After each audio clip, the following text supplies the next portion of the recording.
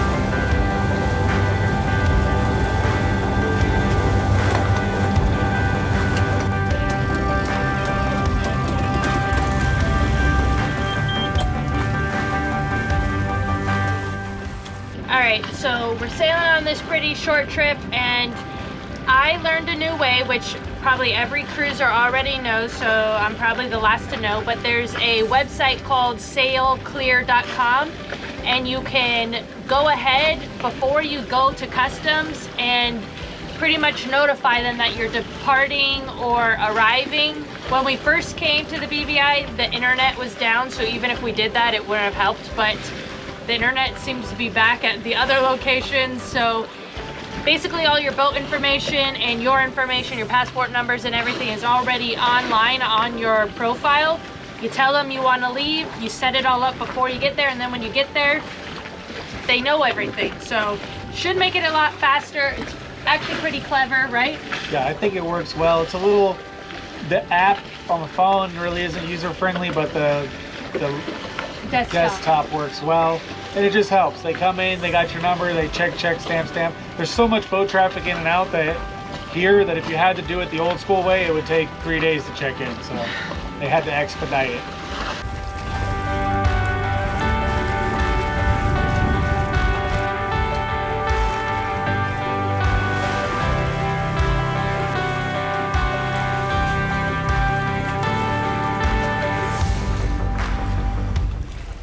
Okay guys, real quick. Not only have we been upgrading our boat, but we've also been upgrading our lives. Thanks to our sponsor Speakly, we've been learning a new language with just our phone. Speakly is an app that was created by 2 polyglots to help you learn a language in a short amount of time. You might be wondering how this app is different from the rest. Well, they use a scientific approach and teach you only the most relevant words. This means you'll be speaking a new language 5 times faster than what you're accustomed to. To keep your interest up and to help you from falling off your lessons, they have multiple different exercises such as speaking, listening, and writing. So those exercises of speaking it and hearing it always come in really handy for me when I'm out and about and I hear someone speaking a different language. I always try to pop off. I can hear it, see what I remember, and then I just try to throw it their way, what I've learned how to say. And I get a few chuckles out of people, but a lot of times they say, you know, the other day I did it to a French couple and they said, parlez-vous français? And I said, oui. And then that was about as far as I went. And then we went back to speaking to each other in English. But, you know, they had a good laugh. And it's always fun to learn and try to use something new that you have learned. So click the link below and you get to try for free for 7 days. And get a 60% discount if you join the annual subscription. Tell them what happened. I got a big old rip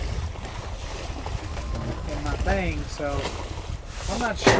Oh, God. Oh, no. You almost lost the whole grill. Grab it. I think I did lose the grill. What do you mean you lost it? The grill fell off. Oh, no.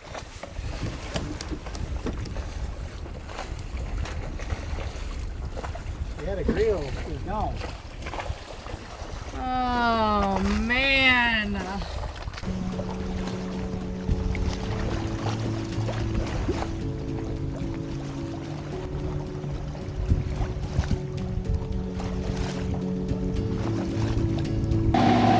We're pulling into Road Town. We're not sure if we're gonna anchor or if there's mooring balls yet, so to be continued on that. But I'm pretty excited to be back in the BVI to see the rest of the islands.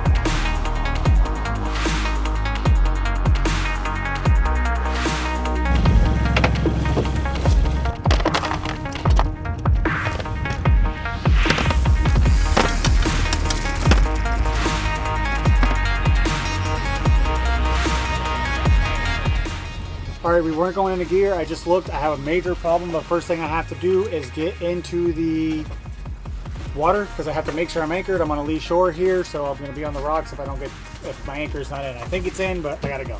Matt's getting ready to jump in the water right now. He seems really calm. I'm not really calm. We were trying to back down on the anchor and it wasn't going to reverse, so we kept doing it, and now we opened up to look at the motor to see the engine to see what could the problem, and it seems like the whole shaft is out. I gotta change my clothes, so Oh, the sorry. whole shaft's about to be out for real. Man, this isn't the time for jokes.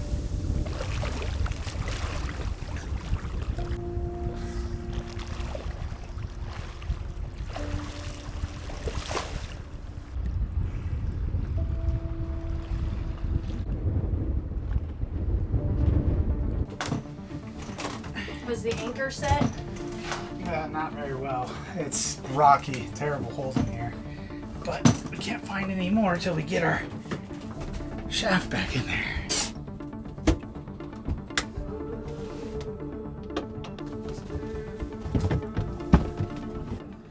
All right, so basically our bolt that holds the shaft key, it's probably called a key or something. It's a bolt that screws down into a channel in the shaft that controls, you know, it being able to move and keeps it in one spot so that it can drive everything. And it's a funny story because you want to know something messed up, babe? What? Uncle Rob said this could happen. This happened to Uncle Rob one time and his whole shaft shot completely out the back. Oh my god. So Uncle Rob, Aunt Barb, if you're watching, it happened to us after all these years.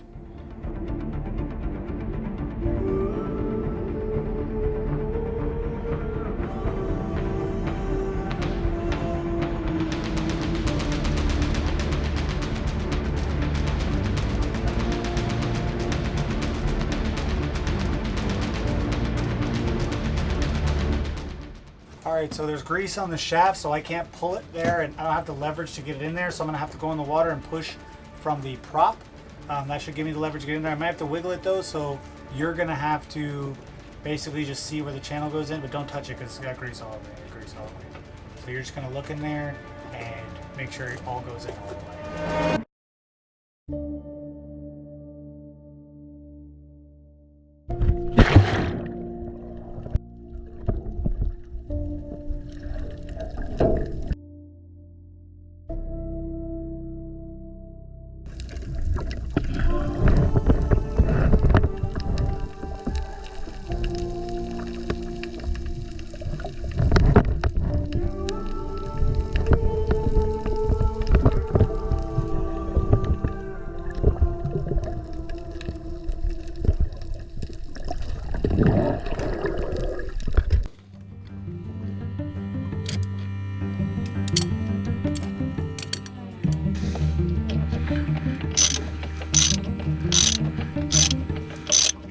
We want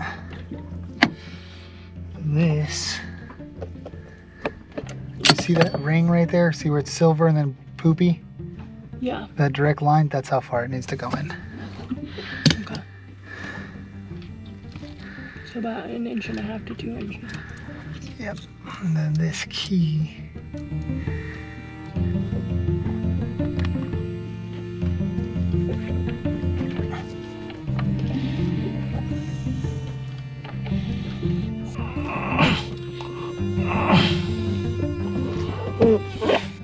Alright, so I got her tightened up, got her fixed, or at least I'm pretty sure I did. But first, before I release my anchor or do anything crazy, because I'm wrapped around a bunch of rocks, I'm going to put it in reverse, put it forward, make sure I can move forward, make sure I can move backwards. Then we're going to get the anchor up and move over like 20 feet. I barely missed the good stuff, the good mud.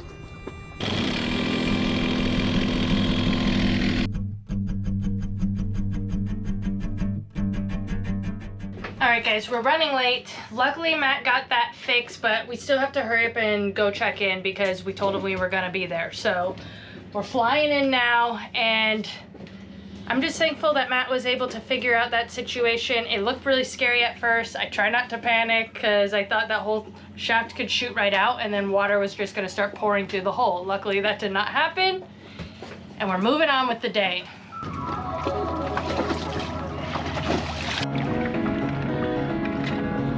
Get that new engine running.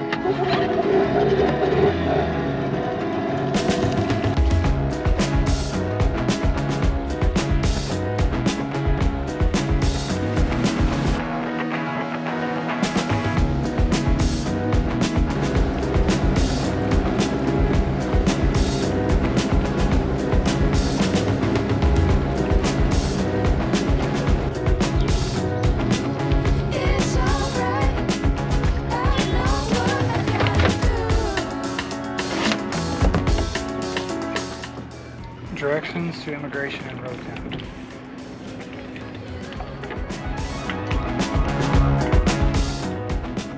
So we just randomly picked a spot to tie up our dinghy, so let's hope it's there when we come back. Well, we pulled into the bay with all the sunken boats, so it ain't like we're at the Ritz-Carlton.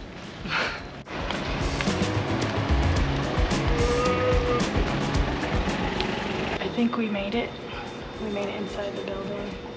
Are you whispering? Yeah, because it's very quiet in here, but I think we made it. We went to a whole wrong building.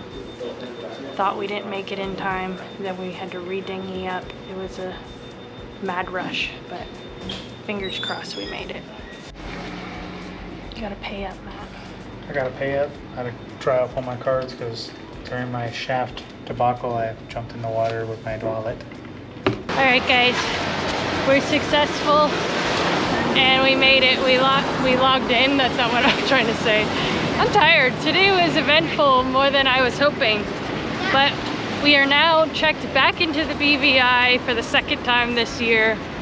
I need to get some food, else I might die. Yeah, we might even come back for a third, though. We might never leave. Oh, wait, we can't afford that. True that.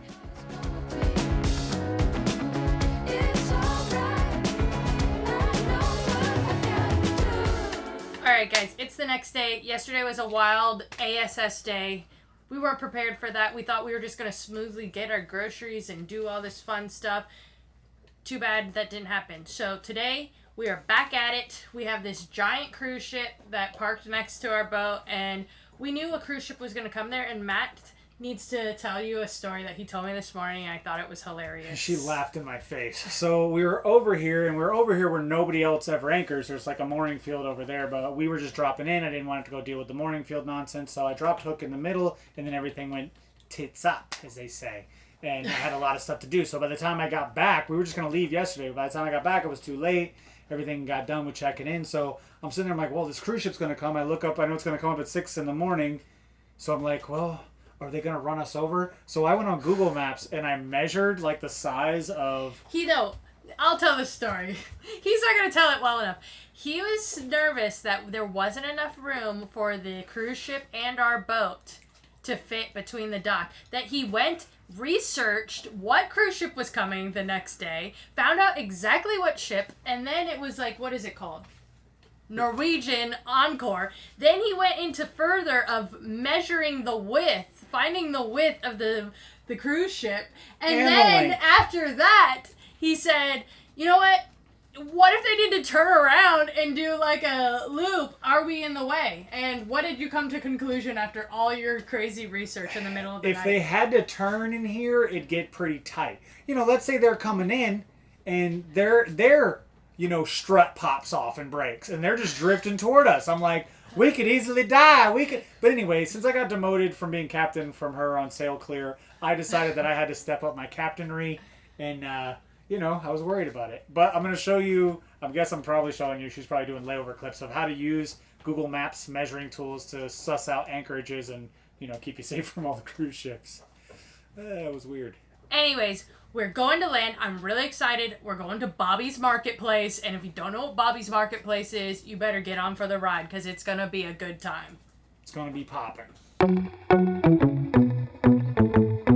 Alright, so before we head out to Bobby's, I was walking out the boat and I saw something that I wanted to share with you guys. I want to talk to you about my stern anchor here. It's a tactic that I use when things kind of go bad and you don't really have time to plan. Obviously, last night with the problems, I got stuck at this open roadstead anchorage and there was a lot of swell coming in here because the wind, for whatever reason, is coming dead out of the south. So I was getting a lot of crazy swell.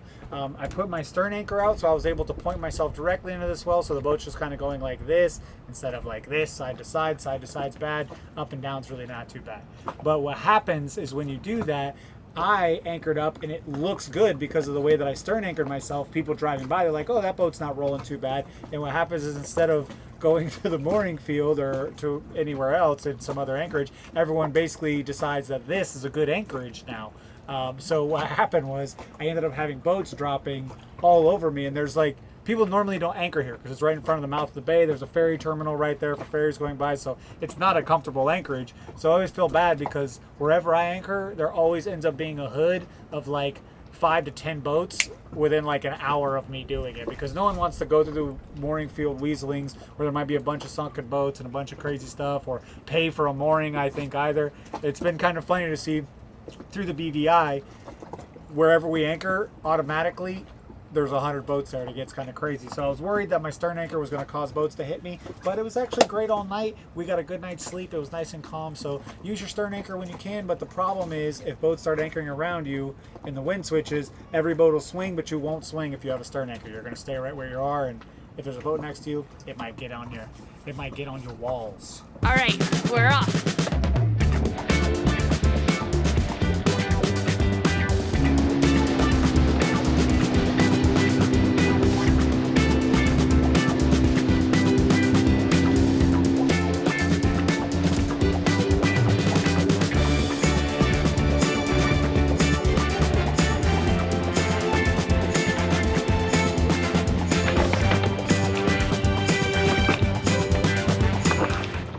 So a lot of times people ask us, how do you know where to go and where do you park your dinghy at all these places? And to be honest, we don't ever know until we get there. We try to do a little bit of research, but then if you don't know, you just pretty much tie up where you can and you hope you don't get kicked out. Yeah, you hope you don't get in big trouble. They seem to be pretty laid back here in the BVI, Road Town especially. It seems like you can kind of just run around and do whatever you want.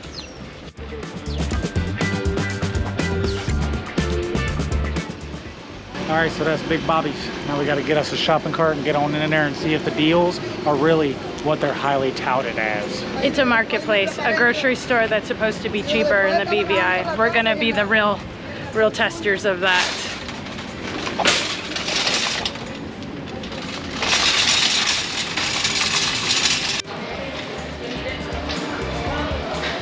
Look at all the produce, guys. Look at all of it. I just literally went like this when I walked in.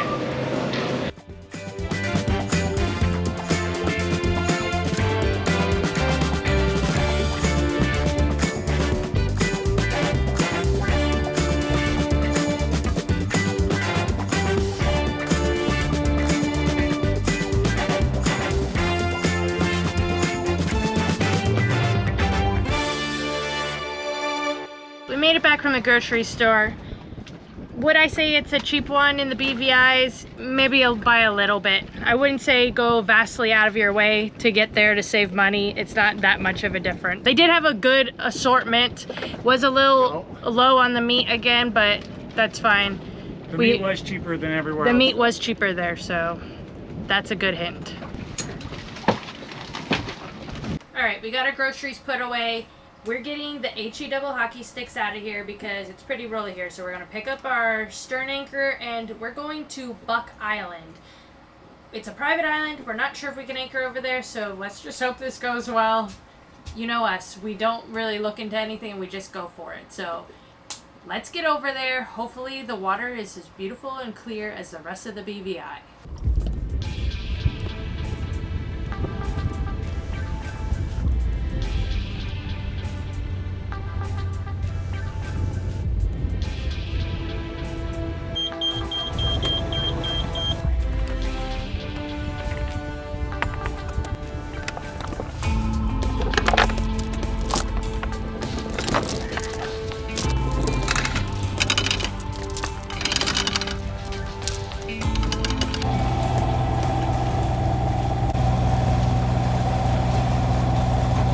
Good to be back on the high seas again. It's just one day. Quick one-day break of being on that anchor. I felt like I was enclosed. I felt like a caged bird.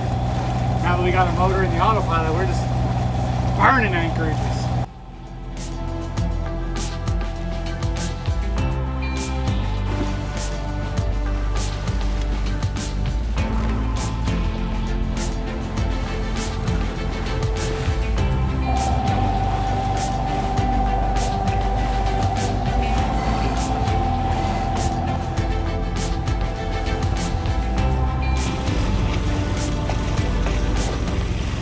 Alright, so this anchorage wasn't very far away, so I decided to do a little motor sail over.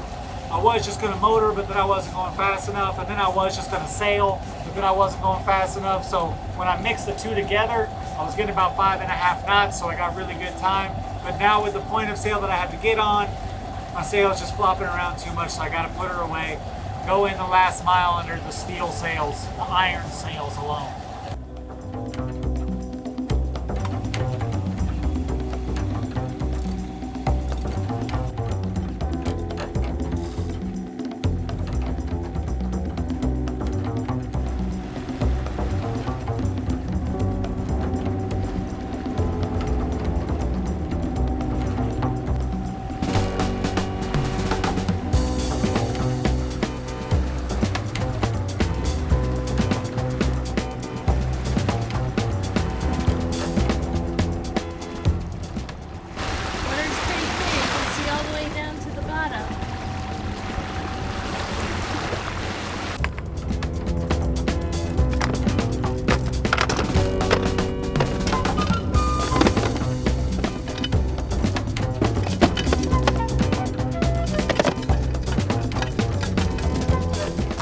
Yeah, it's probably sand.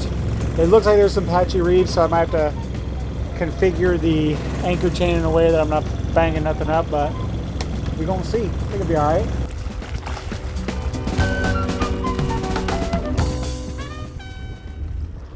All right, guys, so I was down there trying to save our prop shaft, try to save our old poor girl from sinking down to Davy Jones' locker. Johnny Depp's locker, hilarious. Anyway, I was down there looking at my prop, and it's a sad state of affairs. It's not great. And with a little bit of motoring I've been doing lately, I've kind of been noticing that I don't get great performance out of that old prop. So I'm thinking about getting a new one, but it's pretty intricate to get one mailed here and to get one ordered from overseas. They don't have any prop shops in the BVI. So I'm going to go down underwater. I'm going to make some specific measurements. I'm going to be yelling to my helper here to write them down for me since I'll be underwater and I don't have an underwater marker. And we're going to get everything sussed out so that we can order the right prop, get the right prop, and get this boat moving at a proper speed. All right, so since I don't want to take my tape measure underwater, I'm just going to use a piece of this plastic to make myself a makeshift ruler, and that way it'll be waterproof and everything will work out great. So I'm going to be down there. I'm going to make a big enough ruler to get everything figured out. They're still going to be rough measurements, but they're going to be close enough that I'll be able to fit the new prop in there perfectly.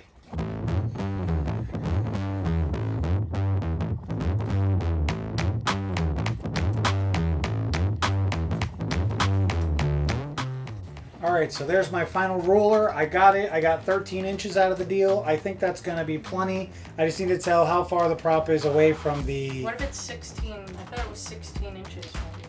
Yeah, I don't have to measure the prop. I'm going to measure from the prop shaft to the boat to the rudder. And then however much space there is in there, we're going to figure out how big of a prop we need. Okay. So I think 13 inches will get us there.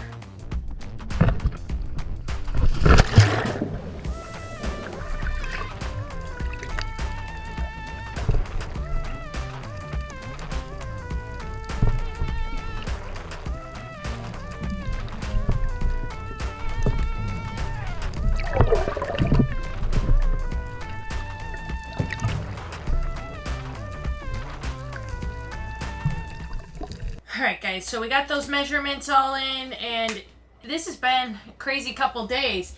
Thank God our, what is it called? Our shaft is back into the engine.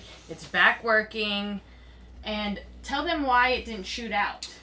Well, in theory, I always put my zinc on the, I guess, the ship side of the strut so that if it were to come off, it wouldn't slide off. I didn't do that necessarily for the reason of it ever flying off like that. I did that because when I had the engine out, I kind of thought that with swell or whatever, that thing could work its way out in the middle of the night, so I put the zinc on there to keep it from falling out back in the DZ. But I think that that could be a good thing. Let me know in the comments below if putting your zinc on that side is wrong for whatever reason. Maybe it's too far away that it doesn't help with the electrolysis or whatever. Maybe it's just bad all the way together. But that's what I do, and that's what I do it for, right or wrong. That's how I do it. So if you didn't have that, let's say you didn't have that on there, what would have happened? It could have flown out further. I still don't think it would be able to clear the rudder, no matter what. Because the rudder's there, and it, it has that center point. I don't think it would clear the rudder, but it could have, depending on how hard it comes out of there. Which when we do back down, we're going pretty fast. So it could have shot out and maybe damaged the rudder or hurt something and did something that way. So, but then, I still don't think it could fly completely out and end up gone. I don't think it would happen. Okay, that was what I was thinking. Yeah, like if we were to back down in, let's say, 200 feet of water, I don't think we could get it to shoot off. But maybe it could just bang right by the. Let us know if you guys had any of these issues before, and thank you for watching. Make sure you guys check out our t-shirts. People are starting to get their Dead Dolphin t-shirts, and they're finally coming in. They look really cool. I'm so excited.